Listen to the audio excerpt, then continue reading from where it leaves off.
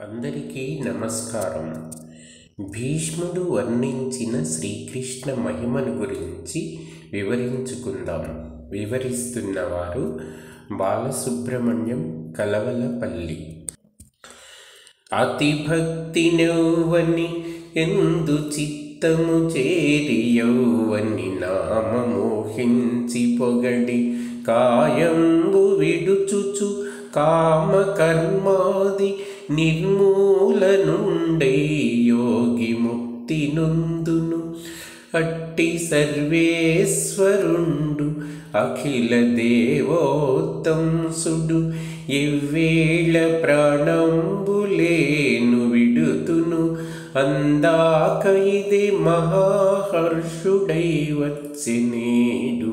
నాలుగు భుజములు కమలాభ నయన యుగమునొప్ప కన్నుల ముందటనున్నవాడు. మానవేశ్వర నా భాగ్య మహిమ చూడుము. ఏమి చేసితినో పుణ్యము ఇతని గూర్చి. భీష్మ పితామహునకు సర్వస్వము శ్రీకృష్ణుడే. శరశయ్య మీద పరుండి కూడా అతని చిత్తము పరమ పురుషుడు పురుషోత్తముడు అయిన శ్రీకృష్ణ పదారవిందములందే లయించి ఉన్నది. అతడు వేదనాపూర్ణమైన వాక్కులతో ఆ వాసుదేవుని స్తుతిస్తూ ఉన్నాడు. ధ్యానావస్థయందు అతని దర్శించి అతనితో వివిధములగు సంభాషణలు కావిస్తూ ఉంటాడు. అంతఃకరణంలో అతని సుఖస్పర్శ కాగానే అతనికి రోమాంచమై సదా అదే భావాన్ని నిలిపి భావిస్తూ ఉంటాడు. ఏ మహామహుడు సర్వులచే అంతఃకరణంలో భావించబడుతూ సర్వత్రా నివసిస్తూ ఉంటాడో ఆ వాసుదేవుడు తన ఆధిక్యమును వదిలిపెట్టి మరణ సమయంలో తనకు సశరీరంతో ప్రత్యక్షంగా దర్శనమియ్యడానికి వచ్చినాడు అని స్మరణ కలిగేసరికి భీష్ముని కంఠము గద్గదికమైంది. అతని కన్నుల నుండి అశ్రువులు వర్షాకాలంలో గంగా యమునల్లాగా ప్రవహిస్తూ ఉన్నాయి. అతడు వెక్కి సరళ శిశువులాగా ఏడుస్తూ ఉన్నాడు. శ్యామసుందరుడు తన పీతాంబరముతో అతని అశ్రువులను తుడిచి మిక్కిలి మమతాపూర్ణములైన వాక్కులతో, పితామహ చూడు, ఇరుగో ఈ నీ మనుమలైన పాండవులు వచ్చారు. వీరికి అంతిమ ఉపదేశం ఇవ్వాలి. వీరికి రాజధర్మాలను గూర్చి తెలియచెప్పండి. నీ అమూల్య ఉపదేశము చేత ధర్మరాజును యొక్క శోకాన్ని పోగొట్టండి. వృద్ధ కంఠంతో ఆ వృద్ధ బాలకుడు విలపిస్తూ ఇలా అన్నాడు. వాసుదేవ, నేనంతా చూస్తూ ఉన్నాను. ఎవరెవరికి పౌత్రులు, ఎవరెవరికి తాత, అందరికీ ప్రభు నీ ఒక్కడివే. దేవకీ నందన, నీ సమ్ముఖమున నేనేమి చెప్పగలను? నీ స్నేహాన్ని సంపాదించిన ఈ పాండవులే నిజంగా ఈ విశ్వమున భాగ్యశాలులు. శ్యామసుందరుడు రక్షకుడు, స్వామి సేవకుడైన పాండవుల జన్మమే సార్థకమైనది. నిజానికి నేను కూడా ధన్యుడనే. చరాచర జగత్తులన్నిటికీ పితామహుడు ప్రపితామహుడు అయినవాడు నన్ను నోరారా తాత అని పిలుస్తున్నాడు. ఎవని పాదపద్మ పరాగములకై బ్రహ్మాది దేవతలు కూడా ఉవ్విళ్ళూరుతూ ఉంటారో అలాంటి వాడు నా పాదముల మీద శిరము మోపి భక్తితో ప్రణామం చేస్తున్నాడు. మృత్యుకాలంలో సాక్షాత్తు జనార్దనుడు ఉన్నాడు. నాకంటే భాగ్యశాలి ఇంకెవడు కలడు అని పితామహుడు ఊరకుండి కన్నుల వెంట నీరు కారుస్తూ ఉన్నాడు.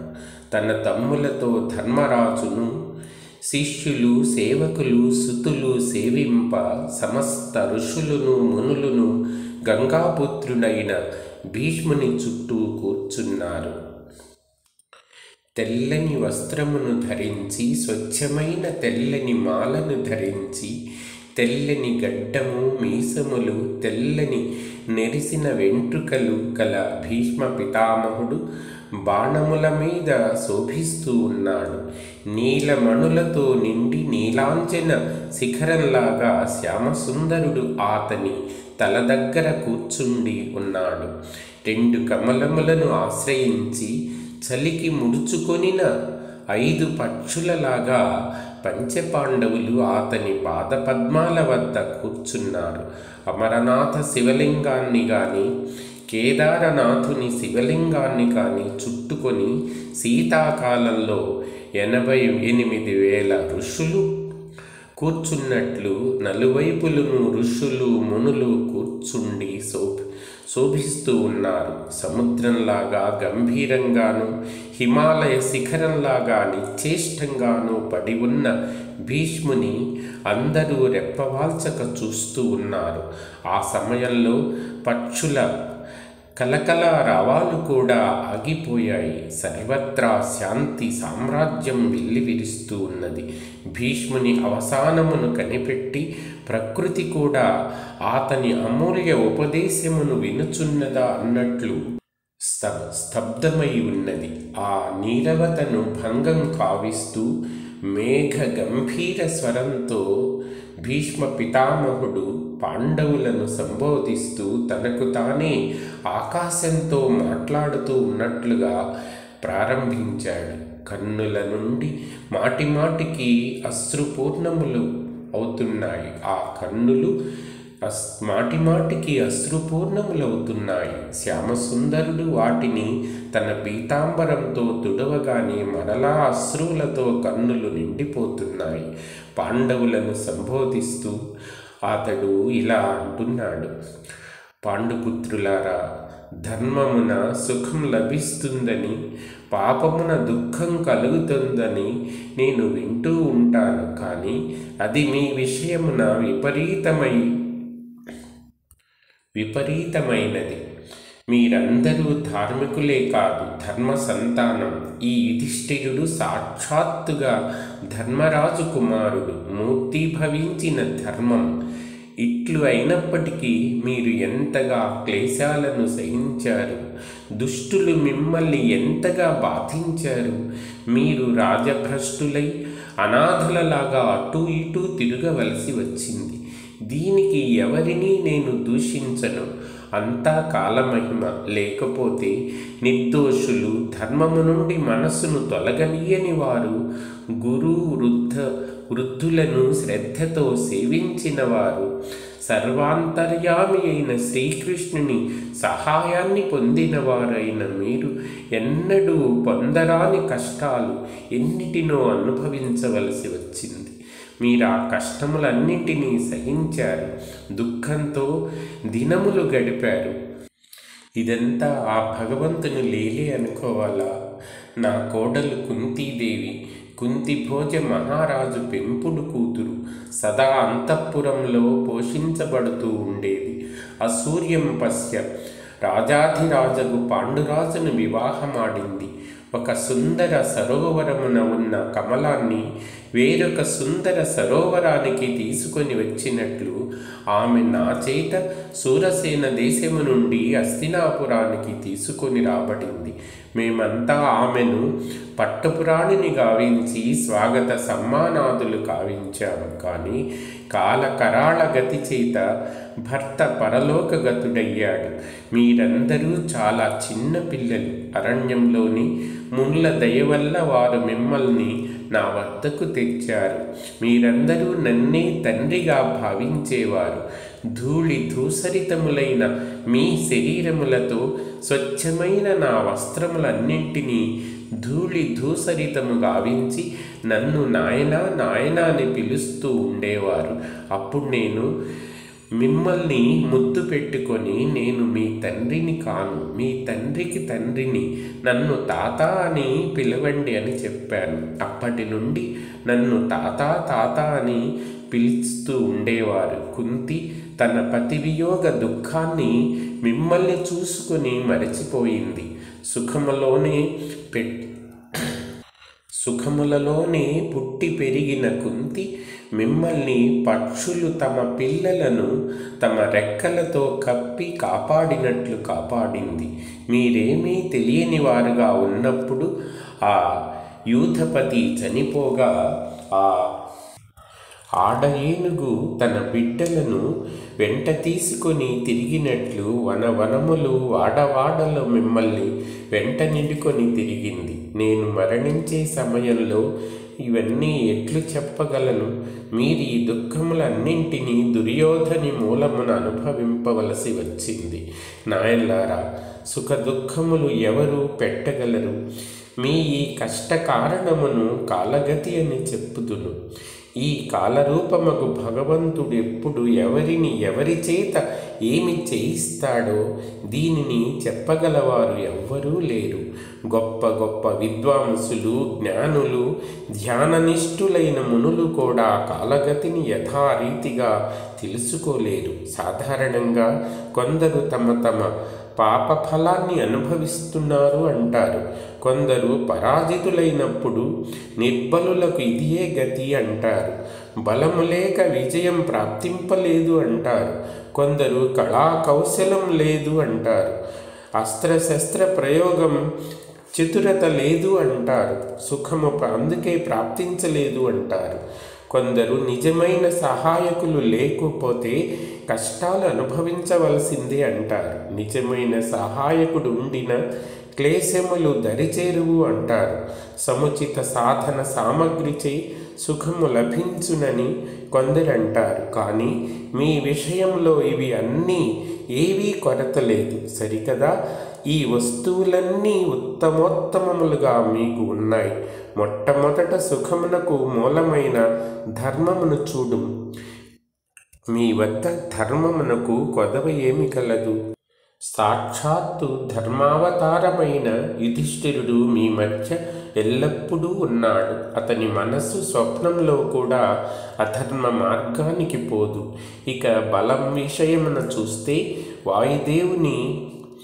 వాయుదేవునికి ఔరసపుత్రుడైన భీమునితో సమానమైన బలవంతుడు ఈ విశ్వంలో ఎవరూ లేరు. అతడు ఏనుగులను ఆకాశమునకు బంతుల వలె ఎగురవేసి మరలా మధ్యలోనే బంతిని పట్టుకొన్నట్లుగా పట్టుకొనగలవాడు. కళా కౌశలమును కూడా అందరూ వశపరుచుకొని మానవుడు సుఖపడవచ్చు అంటారు. అర్జునునితో సమానమైన అస్త్రశస్త్ర కళా కౌశలవేత్త ప్రపంచమున ఎవరూ లేరు. అతని సహాయమును స్వర్గలోకములోని ఇంద్రుడు కూడా కోరుకుంటూ ఉంటాడు. నివాత కవచులు అను రాక్షసులు దేవతలకు కూడా అవధ్యులే. వారిని తన అమోఘ గాండివము ద్వారా చంపి యమపురికి అంపిన ఇంద్రపుత్రుడు ఇతడు. ఒక్క బాణంచే త్రైలోక్య సంహారం చేయగలిగిన విశ్వ విజయమగు గాంధీవ ధనస్సు అతనికి ఉన్నది. ఇన్ని ఉన్నప్పటికీ ఆ అర్జునుడు చోలెకట్టుకొని బిచ్చగానిలాగా 1-2 రోజులు కాదు 12 సంవత్సరాలు గడప గడప ఎక్కి దిగి పిడికెడన్నం అడుక్కొనే పరిస్థితి వచ్చింది. పిడికెడన్నం కోసం కృపణ గృహస్థుల వాకిండ్ల యందు పడిగాపులు పడి ఉండవలసి వచ్చింది. దీనిని కాంచిన కళాకౌశలం ద్వారా మానవుడు సౌఖ్యమును పొందగలడు అని ఎవరు చెప్పగలరు? ఇక సహాయుల విషయం తీసుకుంటే మానవుడు ఒక చిన్న రాజ్యాధిపతి అయి కర్మచారుల సహాయమును పొంది తనంతవాడు లేడని గర్విస్తూ ఉంటాడు. వీరికి సహాయకుడు ఆ విశ్వేశ్వరుడు, సర్వసమర్థుడు, సచ్చిదానంద స్వరూపుడు, సాక్షాత్తు శ్యామసుందరుడు. ఈతనికి మించిన సహాయకుడు ఎవడుంటాడు? ఈతడు వీరికి సహాయకుడే కాదు, సఖుడు, స్వామి, సుహృదుడు, సేవకుడు. ఇన్ని మాటలెందుకు, సర్వస్వము ఆయనయే. అయినా కూడా మీరు వనాలలో తిరిగారు, నానా క్లేశాలు పడ్డారు. కాబట్టి నేను కాలము దుర్నివార్యము నిశ్చయము అని చెప్పాను. పోనిండు, ఆ కాలం ఈ కృష్ణునకు అన్యమైనదా అనినా కాదు. కాలస్వరూపుడు, అందరూ ఆకర్షించేది ఈ కృష్ణుడే. ఎప్పుడు ఎవరి చేత ఏమి చేయిస్తాడో అది ఈతని కృపలేక తెలియబడదు. ఈతడు మిమ్మల్ని నా కడకు ఎందుకు తీసుకొని వచ్చాడు? నాతో ఈతడు ఏ కౌతుకమును చేయతలచినాడో అది మీకిప్పుడప్పుడే తెలియదు. సమీపమున కూర్చున్న శ్యామసుందరుడు నవ్వుతూ, పితామహ, నా మాట ఎవరు వింటారు? సంధి చేసుకొనవలసిందని దుర్యోధనునితో నేను అనేక పర్యాయాలు చెప్పాను. అతడు నా మాట వినలేదు. ఈ ధర్మరాజుతో ఎన్నాళ్ల నుండి ధర్మంగా రాజ్యాన్ని పరిపాలించుమని చెప్పాను, కానీ వినడు. సదా శోకసాగరమున నిమగ్నుడై ఉంటాడు. మీరు చెప్పండి, ఏడ్చినచో పోయిన వారు స్వర్గము నుండి మరలి వస్తారా? నేను ఇతని కంటే చిన్నవాడను. చిన్నవాని మాట పెద్దవాళ్ళు వినరు. చిన్నవాడనగుట చాలా పొరపాటైంది. చిన్నవాళ్ళు పెద్దవారి సేవలు చేయాల్సి ఉంటుంది. అప్పుడు వారు వీరిని, మీరింకనూ చిన్నవాళ్ళు, మీకేమి తెలియనురా అని అంటారు. నాకంటే పెద్దవారగు వారు నన్ను పిల్లవాడు అంటారు. వ్యాసులు మిమ్మల్ని శాసింపగలరు, మీరు ధర్మరాజును శాసింపగలరు. అట్లాగే ధర్మరాజు నన్ను శాసింపగలరు.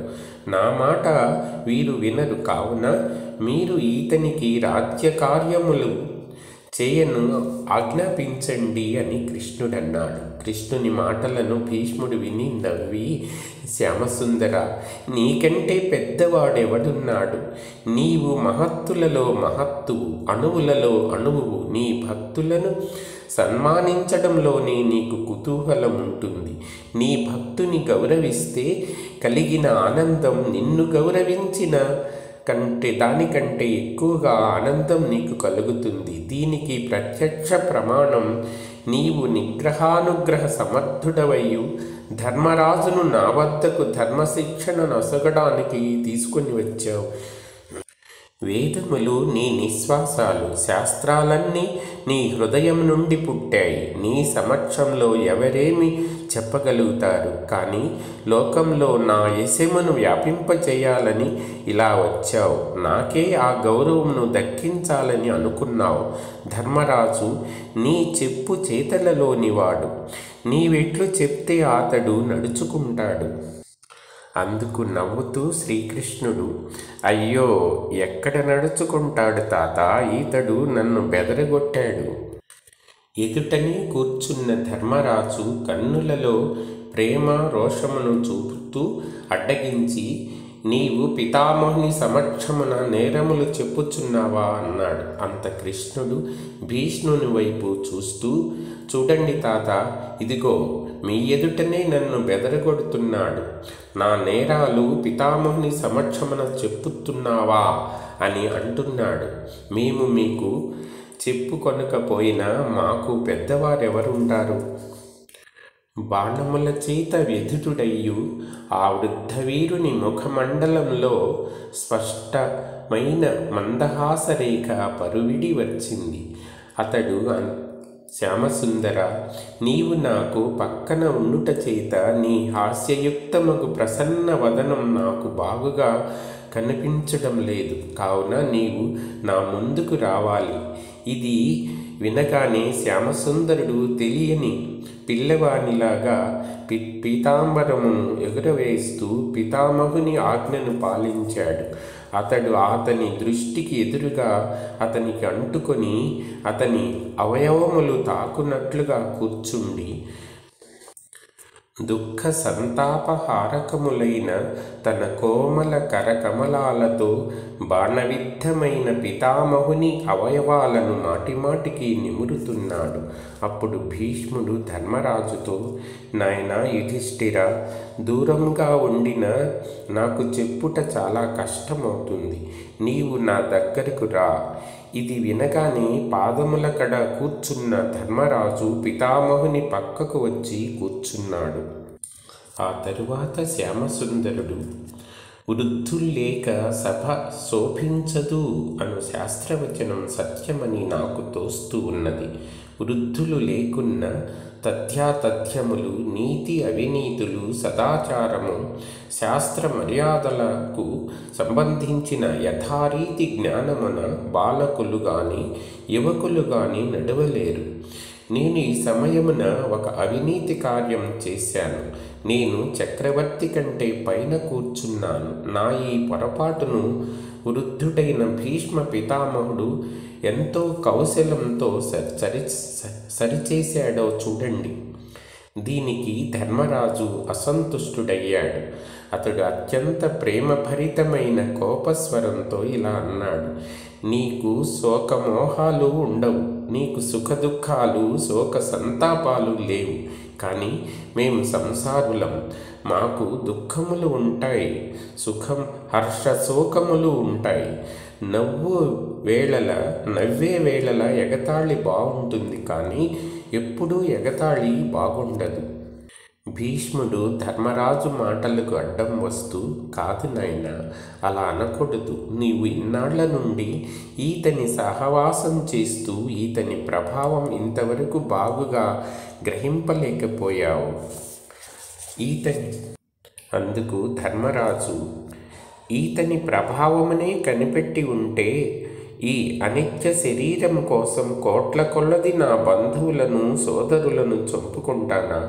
ఈతడు మా మామయ్యకు వసుదేవుని పుత్రుడని, నా తమ్ముడగు అర్జునుని సారథి అని, నాకు రక్షకుడు, కృపాలుడు, భయత్రాత అని మాత్రం తెలుసు. అందుకు పితామహుడు, ఈతడు నీవు చెప్పినవన్నీ నిజమే, కానీ ఈతని విషయం ఇంకనూ ఉంది. అర్జునుని సారథ్యం ఈతడు భక్తికి వశీభూతుడై చేశాడు. నీ భక్తికి ప్రసన్నుడై ఈతడు హస్తినాపురమునకు నీకు దూతయ్యి వెళ్ళాడు. సేవక కార్యం అతనికి అనురూపమైనది కాకపోయినప్పటికీ మీ మీద గల ప్రేమ చేత అతడు ఇవి అన్నీ సంతోషంగా చేశాడు. మీరేమిటి? బ్రహ్మాది దేవతలు ఈతని ఎదుట చేతులు కట్టుకొని ఉంటారు. అలాంటి వాడు మీకు సేవకుడు, రక్షకుడు, సచివుడు, దూత, భృత్యుడు, సారథి అయ్యాడు. ఇట్లు అన్నీ అయ్యు ఈతని మహత్వములో భేదమేమీ రాలేదు. ఈతడు ఆకాశం వలె నిర్మలుడై నిర్లేపుడయ్యాడు. అంత ధర్మరాజు, తాత, మీరీతని ఆది పురుషుడని, నారాయణుడని, నిర్లేపుడని, అజుడు, అవినాశి అని చెప్తున్నారు. అలాగైతే ఈతడు ఈ విష్ణు వంశములో అవతరించడం ఎందుకు అన్నాడు. కన్నులలో నీరు నింపుకుంటూ పితామహుడు, ఇదియే ఈతని అద్భుతము, అచింత్యమైన క్రీడ. దీనిని గాంచి అజ్ఞానులు మోహితులవుతుంటారు. వారందువల్లనే ఈతనిని వ్యవహార కుశలుడని, మాయావి అని, నీతిజ్ఞుడని, సామాన్య మానవుడని భావిస్తూ ఉంటారు. తన మోహిని మాయను ఆశ్రయించి గూఢరూపమున, కపటరూపమున ఈతడు నరరూపమును ధరించాడు. ధర్మరాజు నవ్వుతూ, అయితే తాత, ఈతడు మాయావియే, అందుకనియే ఈతడు నన్ను ఊపిరాడనీయడు. ప్రపంచమంతా తన క్రీగంటితో ఆడిస్తూ ఉంటాడు. అందరూ ఏడుస్తుంటే తాను మాత్రం ఎప్పుడూ మందహాసం చేస్తూనే ఉంటాడు. నేనీతని ముఖమున దైన్యం ఎప్పుడూ చూడలేదు. అతడట్లే రాత్రింబవళ్ళు పూర్ణచంద్రునిలాగా, శారదీయ కమలంలాగా వికచ ముఖ మండలంతో ఉంటాడు. ఈతడు తన త్రైలోక్య సుందర హాస్యం చేత అందరి మనస్సులను తన వంకకు ఆకర్షించుకుంటూ ఉంటాడు. అంటే అప్పుడు భీష్ముడు, ఈతనికి శోక ఎక్కడ ఉన్నాయి? తెర వెనుక సూత్రధారుడు శాంతంగా ఉదాసీనంగా కూర్చుంటాడు. అతని నాటకమును గాంచి దర్శకులు ఒక్కొక్కప్పుడు నవ్వుతుంటారు, ఒక్కొక్కప్పుడు కరుణా ప్రసంగమున అశ్రువులు విడుస్తూ ఉంటారు. సూత్రధారుడు మాత్రం అన్నిటినీ చూస్తూ శాంతంగా కూర్చుంటాడు. ఒకవేళ ఎన్నడైనా అతడు నవ్వినను ఏడ్చినను దర్శకుల హర్షశోకములకును అతని హర్షశోకములకును భేదం ఉంటుంది. ప్రాపంచిక నాటకరంగ సూత్రధారులు ఒకవేళ హర్షశోకములు చెందితే చెందవచ్చు, కానీ ఈ జగన్నాటక సూత్రధారి అయిన శ్యామసుందరుడు హర్షశోకాలకు అతీతుడు. కాబట్టి నాయనా, నీవిప్పుడు ఈతని ఆజ్ఞను పాలించు. అతడెట్లు చెప్తే అట్లు చేయి. సుఖదుఖాలు రెండూ ఈ వాసుదేవుని అధీనంలో దైవరూపమున ఈతడే అందరిచే కాలరూపుడై కర్మములను భోగింపచేస్తూ ఉంటాడు. నీవు దీనిని ఈతని ప్రేరణగా భావించి అనాథ ప్రజలను ప్రేమతో పరిపాలించు. భరతవంశంలో నీవే జ్యేష్ఠుడవు, శ్రేష్ఠుడవు, సమర్థుడవు, విజయుడవు, పరాక్రమవంతుడవు, ధర్మాత్ముడవు, ప్రజావత్సలుండవు. ప్రజలు నిన్ను హృదయపూర్వకంగా ప్రేమిస్తారు. వారిని పుత్రవాత్సల్యంతో పాలించి ఈ మోహజనితమైన శోకాన్ని పరిత్యజించు. నిరహంకారుడు, సర్వాత్మ సమదర్శి, సర్వశుద్ధుడు, అద్వితీయుడు, ఈశ్వరుడు అయిన ఈతని యందు విషమత అనునది ఉండజాలదు. ఈతడు మత్స్య, కశ్యప, శూకరుడయ్యు యథాప్రకారంగా ఉండగలడు. భక్తాధీనుడై ఈతడు వారికి పుత్రుడు, సేవకుడు, సారథిగా ఉండగలడు. ఎంతో దూరం ఎందుకు, ఇప్పుడు చూడరాదు. నేను దీనుడను, హీనుడను, సాధనా విహీనుడను, దరిద్రుడను అగు నా మీద కనికరం నుంచి ఈతడు నా మరణ సమయమున తన దేవదుర్లభమైన దర్శనమివ్వడానికి పరువిడి వచ్చాడు. యోగులు ఈతనిని ఒక్కసారి దర్శించడానికి వేల కొలది సంవత్సరాలు తపస్సు చేస్తూ ఉంటారు. అనంతకాలం వరకు జప, తప, పూజా పాఠములు వనర్చడానికి పరమోద్దేశం అంత్యకాలంలో శ్యామసుందరుని సుమధుర నామాలతో ఈ నాలుకతో ఉచ్చరించాలని అలాంటి కోరికయే వాళ్ళకి అలా చేస్తుంది, వాళ్ళ చేత అలా చేయిస్తుంది. మనసులోనికి ఆ త్రిభంగ లలితమై వ్యత్యస్త పాదుడై నవనీల కుంతలములు గల విశ్వమోహనమూర్తి ఒక్కసారి వచ్చెన నా సాధనములన్నీ సఫలమైనట్లే. అంత్యకాలమున ఎవని నామం సంకీర్తన చేయుట చేత మనస్సులోనికి భావమయమగు ఎవని సౌందర్య ప్రభ వచ్చుట చేత సమస్త కర్మబంధాలు విడిపోతాయో అలాంటి భగవానుడు క్షత్రియుడనగు నా సమ్ముఖమున ప్రత్యక్షముగా చర్మచక్షువుల సమక్షమున ఉన్నాడు. ఈ సౌభాగ్యం ఇతర సాధనల ద్వారా సాధ్యపడదు. ఇది కేవలం అతని కృప మీదనే ఆధారపడి ఉంది. ధర్మరాజు కన్నుల నీరు గుక్కుకుంటూ, తాత, మేమన్ని విధాలా అనాథలమైనాము. ఇప్పుడు మీరు కూడా మమ్మల్ని వీడి పరలోక గమనానికి పరలోక గమనానికి సిద్ధపడ్డారు. తండ్రిని చిన్నతనముననే పోగొట్టుకున్నాం, అభాగ్యులమయ్యాం. అతనికి సేవా శుశ్రూషలు చేయలేకపోయాం. మీరు మాకు వృద్ధ పితామహులు. ప్రాణపణంగా మేము మీకు వృద్ధాప్యమున సేవ చేయవలసి ఉండగా అలా చేయకుండా మిమ్మల్ని అన్యాయంగా కొట్టి శరశయ్యపై పరుండేట్లు చేశాము. ప్రభు మాకంటే పాపులు ఇంకెవరున్నారు? మేము గురుజనులకు ఇసుమంతైనా సేవ చేయలేకపోయాము. ఇప్పుడు అంత్యకాలంలో పరలోకానికి పోయే సమయంలో మీకేదైనా సేవ చేయ ఆజ్ఞాపించిన మాకు చెప్పండి. మీ అంతిమ అభిలాషను ప్రాణపణంగా నెరవేరుస్తాం అని వృద్ధ కంఠంతో కన్నుల నీరు కారుస్తూ బాణముల చేత నొచ్చిన పితామహుడు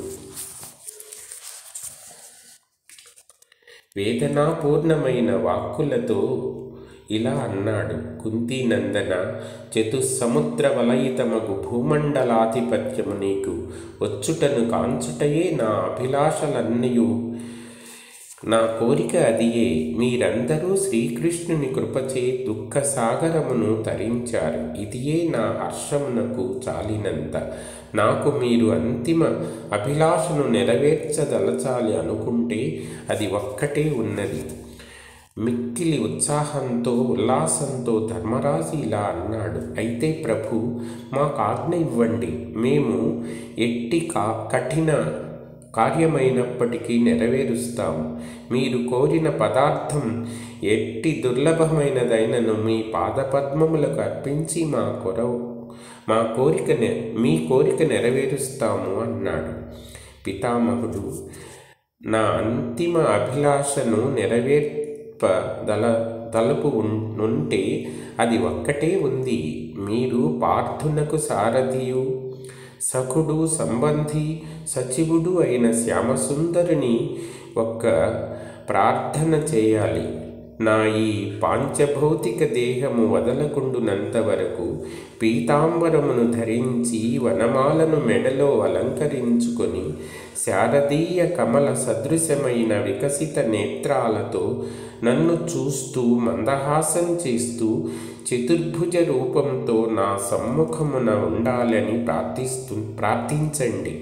ఈతనిని చూస్తూ, ఈతని ధ్యానం చేస్తూ, ఈతని జగన్మంగళ నామమును ఉచ్చరిస్తూ నేను ఈ శరీరమును పరిత్యాగం కావించాలి అని ఉన్నది. నాకింక ఆలస్యం చేయ వీలు లేదు. శీఘ్రంగా శరీరాన్ని విడిచివేస్తాను.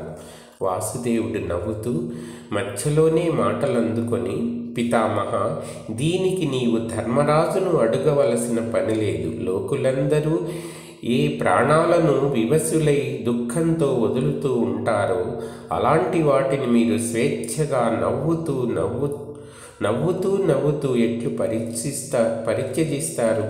సర్పము స్వేచ్ఛగా తన కుబుసమును విడిచి మెరయు శరీరంతో పరువిడినట్లు మీరు నశ్వర శరీరమును విడిచి దేదీప్యమానమైన శరీరంతో ఎలా విమానమెక్కి దేవలోకమునకు వెళ్తారో అని నేను ఉత్కంఠత చెంది ఉన్నాను. మీ స్వచ్ఛంద మరణమును కన్నులారా చూడాలని కుతూహలం పడుతూ నేనిక్కడే ఉన్నాను అని కృష్ణుడు అన్నాడు. భగవానుని ఈ కృపాళుతను స్మరించి అక్కడ ఉన్న ఋషులు, మునులు, భీష్మ పితామహుడు ఆనందమగ్నులయ్యారు.